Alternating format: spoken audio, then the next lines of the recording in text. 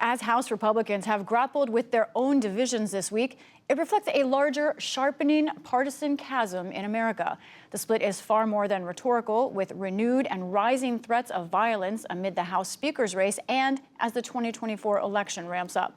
Last month, a group of election experts warned that American democracy is under great stress, adding, "We can no longer take for granted that people will accept election results."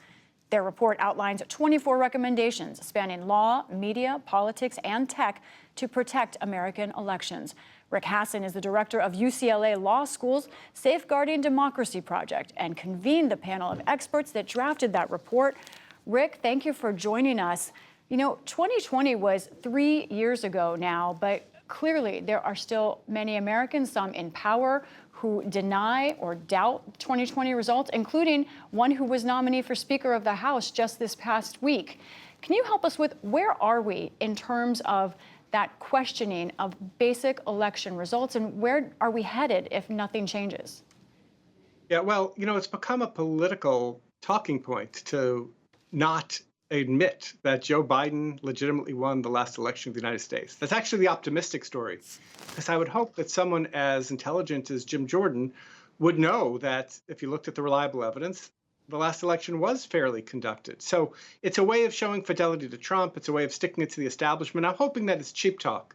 I'm a little bit worried about 2024 because many of those people who stood up to Trump, who said the election wasn't stolen, many of them are gone. They lost in primaries, they've retired, they've been forced out of office if they're election officials, or they're just fed up. And so we're having this turnover, and hopefully we'll be able to make it through another election cycle without it actually mattering when people who are in power are deciding that they want to overturn the election and not play by the rules that we set up. Rick, your report is all about how to make it through that next election. You have a lot of recommendations in here, but several of them deal with speed, trying to build up confidence by posting election results more quickly, for example. But how could that happen and make sure it's accuracy? Is it just a technological and resource issue?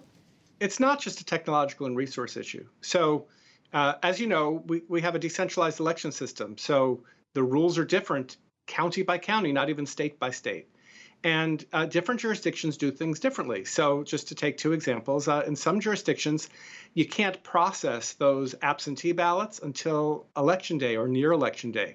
That takes a lot of time. That's why we saw such a delay in places like Pennsylvania. By election night, Trump was way ahead of the ballots that had been counted because he was ahead among ballots that were cast in person. But over the days afterwards, it shifted, and Biden ended up winning the state fairly comfortably. In some other states, like California, there are many days after Election Day by which ballots can be returned. So it's not a question about processing the ballots, but it's a question about how long and just the volume. In California, some of it is also how they deal with ballots that are problematic. Maybe someone forgot to sign it or there's some issue. So we have a lot of technical recommendations for how we might speed up the process. Some of it can be done by law, some of it requires more resources, but the idea is in that period between the time that the election is over and the time that results are at least unofficially finalized, that's a dangerous period that we've recognized. And if we could shorten that period, it would be better for everyone. I know you also focus on transparency and also on protecting election workers. In fact, looking at your report, that's the third recommendation that you have in here, is trying to buffer security and protections for some of those election officials. What needs to happen there that hasn't already happened? Are we way behind in that or no? Well, the biggest story about election officials and election workers now is attrition. We're losing tremendous brain power and experience because people are fed up. Election workers and election officials are not paid all that well. It's a very high stress job. And then you add on top of it death threats and people harassing you. Why would you continue in this job? So first and foremost, I think we need to boost the pay of election officials and election workers. We need to have public officials from both sides of the aisle support them, say they're doing a good job, and we need to provide different kinds of security for them. For example, maybe their home addresses should not be easily available through voter registration databases or otherwise, just like we protect victims of domestic violence.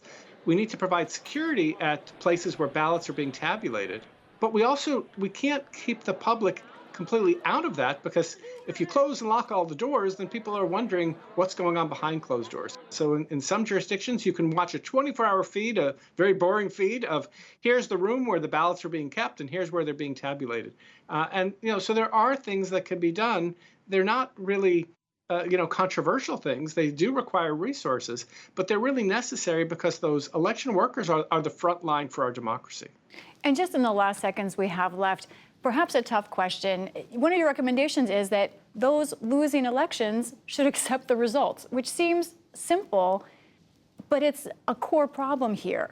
How does that change? So, Donald Trump has claimed that there's been fraud in every major election he's participated in, even elections he's won. You're not going to convince a certain segment of the Republican Party that elections are fairly conducted unless Trump wins. But providing evidence to people in the middle that elections are being fairly conducted, which starts with conducting fair elections. Do that, be transparent.